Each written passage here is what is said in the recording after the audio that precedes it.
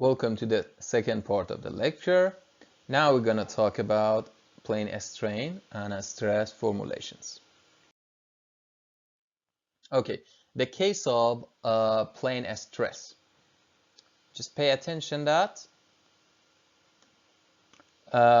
we have x1, x2, and x3 reference frame directions as shown here.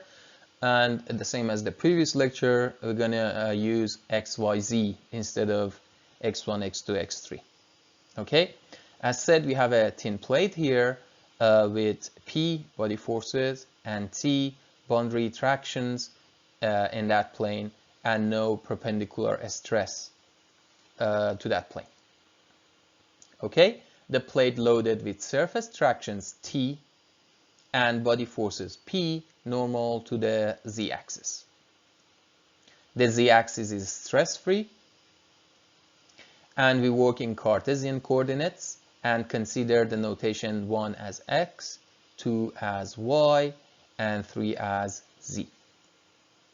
Okay, under these conditions, sigma zz, sigma xz, and sigma yz are 0, basically stress components on the plane perpendicular to the z-axis in this plane, and the remaining stresses do not vary with z. The stress tensor becomes sigma xx, sigma xy, sigma yx, sigma yy, and everything else to be 0. So pay attention that there is no stress, no normal stress, no shear stress on the plane perpendicular to z, and also none of the other stresses vary with z. So their derivative with respect to z becomes 0. Okay, the equilibrium equation. We know that the original form is sigma ij comma j plus pi equal to 0. So let's see what it reduces to for I equal to x, and we get sigma xx comma x plus sigma xy comma y plus sigma xz comma z plus px equal to 0. And we know that sigma xz is already 0.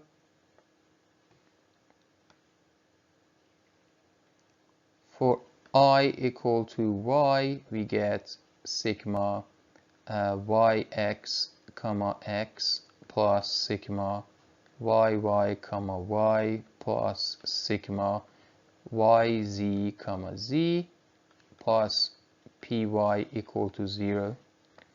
Again, we know that sigma yz is 0.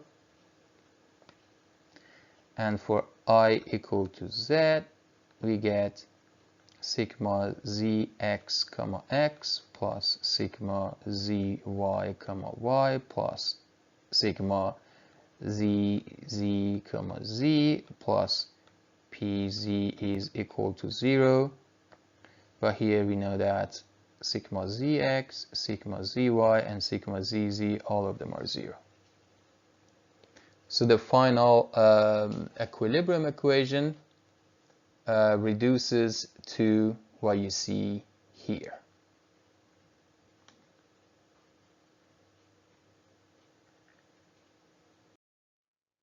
Okay, what about the strain based on stress using constitutive equations? Assuming that I and let's say I and j are x, we end up with epsilon xx is equal to 1 divided by e 1 plus nu sigma xx minus nu delta xx, and we know that sigma k is summative index, So the result is sigma xx plus sigma yy plus sigma zz. Okay, now have a look at the stress tensor. We know that sigma zz is 0, and we know that delta xx is 1. Note that we have nu sigma xx and minus nu sigma xx. So these two will cancel each other out as well. So we end up with only sigma xx minus nu sigma yy. For I and j equal to y, we end up with something similar.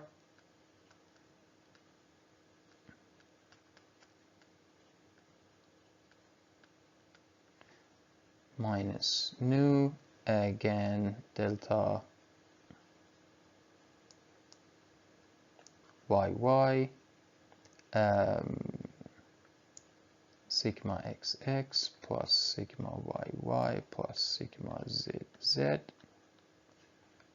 Again, sigma z is 0, and we have nu sigma yy and minus nu sigma yy here. These two cancel each other. You can pay attention that delta becomes 1. Okay, for I and j equal to z, we get epsilon zz is equal to 1 divided by e, 1 plus nu sigma zz minus nu delta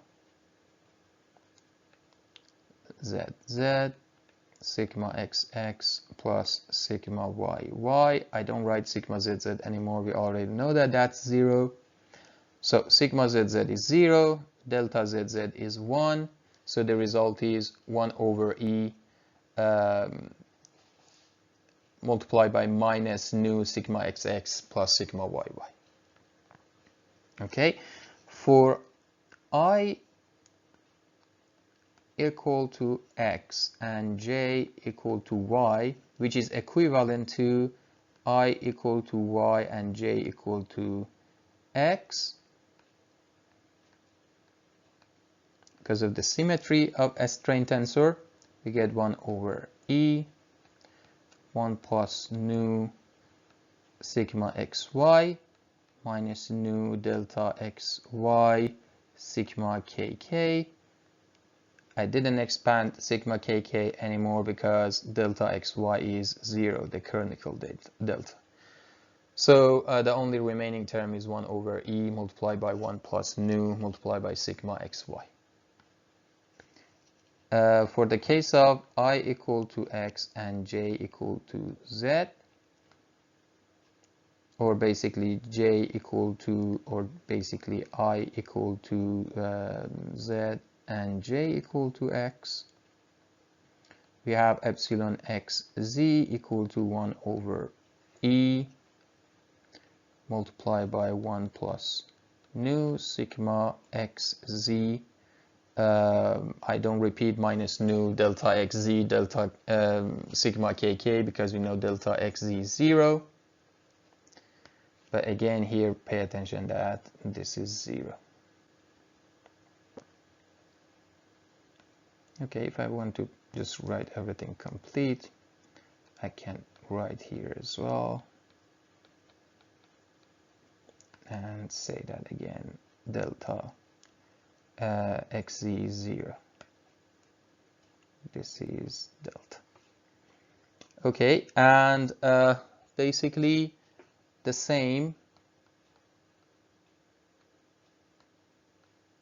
for epsilon yz. So we don't need to repeat for I equal to y, j equal to z. Okay, it gives us this reduced form for the constitutive equations, which gives us strains as a function of stress. Pay attention that we have non-zero extension in the z direction due to a Poisson effect. So basically, in the plane stress case, there is no stress or forces perpendicular to the plate plane, but we have deformation in that direction. So there is no stress along z-axis, but we get deformation along z-axis due to Poisson's effect. Just pay attention to that. And the final strain tensor looks like this.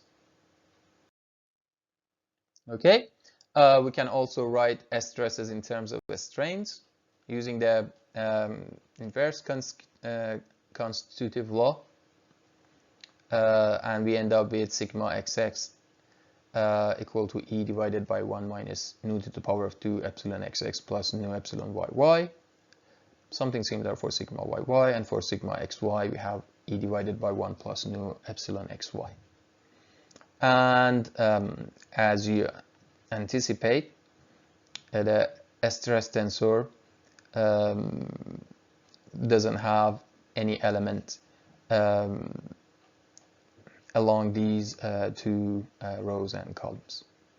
Okay, we are done with the plane stress formulation. This means that we can move to the plane strain case. Okay, the plane strain formulation, as said before, we have a long prismatic body loaded with surface tractions T and body forces P normal to the z-axis. Just pay attention that the traction and the body forces are a function of only x and y. So they are not a function of z. Okay?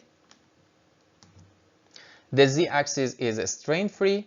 The z-axis, it's a very long body, so we assume there is no strain along the axis, along the prismatic axis. And we work in Cartesian coordinates and consider the notation 1 as x, 2 as y, and 3 as z, as before. Okay, again, we know that epsilon zz is equal to epsilon xz equal to epsilon yz equal to 0. So all of the strains, normal strain and shear strain on the plane perpendicular to the prismatic body axis are 0. Just compare it with the plane stress case.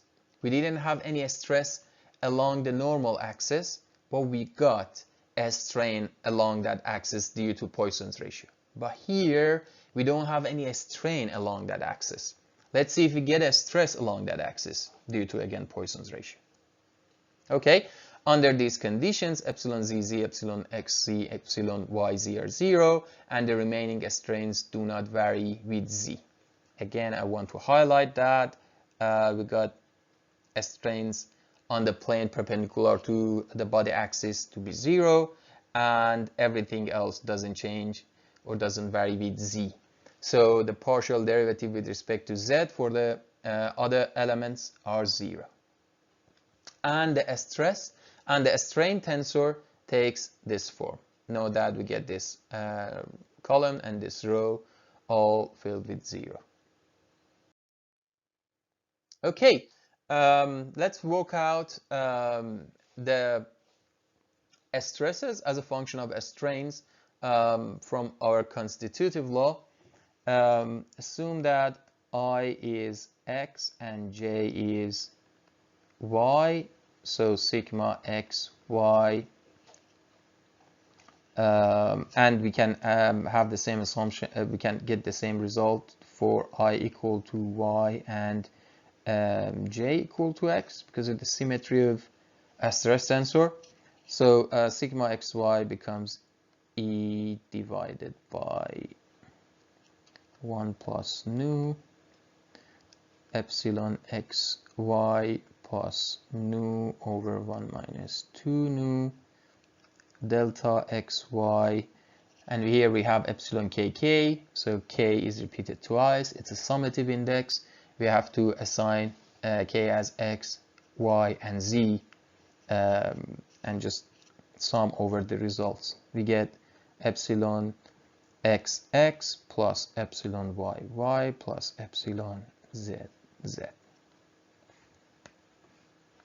Okay. Here we didn't know the expansion of k because delta xy, the canonical delta, is already 0. So basically sigma xy becomes e divided by 1 plus nu multiplied by epsilon xy. That's it.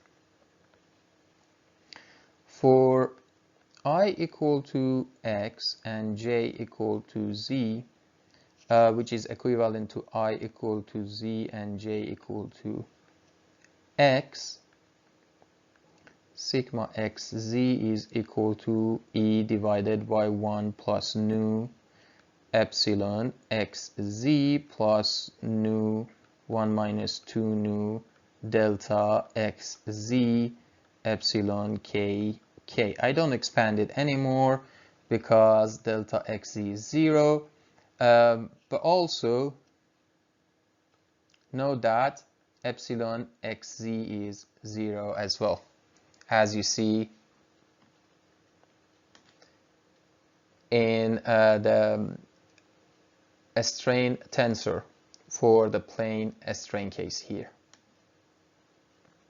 Okay, the same is for sigma yz, because again epsilon yz becomes 0 and delta yz is 0.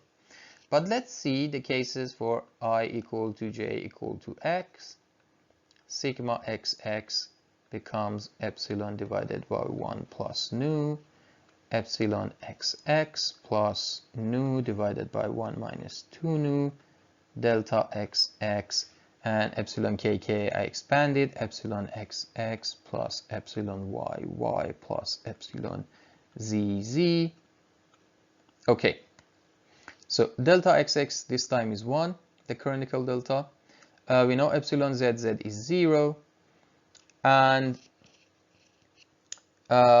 we may want to basically collect the terms for epsilon xx. Okay, you're going to see the result. And for I equal to j equal to y, we end up with sigma yy equal to epsilon divided by 1 plus nu epsilon yy plus nu divided by 1 minus plus 2 nu delta yy multiplied by epsilon xx plus epsilon yy plus epsilon zz. Again, epsilon zz is 0, delta yy is 1, and we can collect between epsilon yy and epsilon yy between these two terms. How to collect that? You may remember that we had a relation between E and G. We're going to see that later. Okay, and for I equal to j equal to z, we have epsilon zz. Let's see if we get a stress in the normal direction to the plate plane.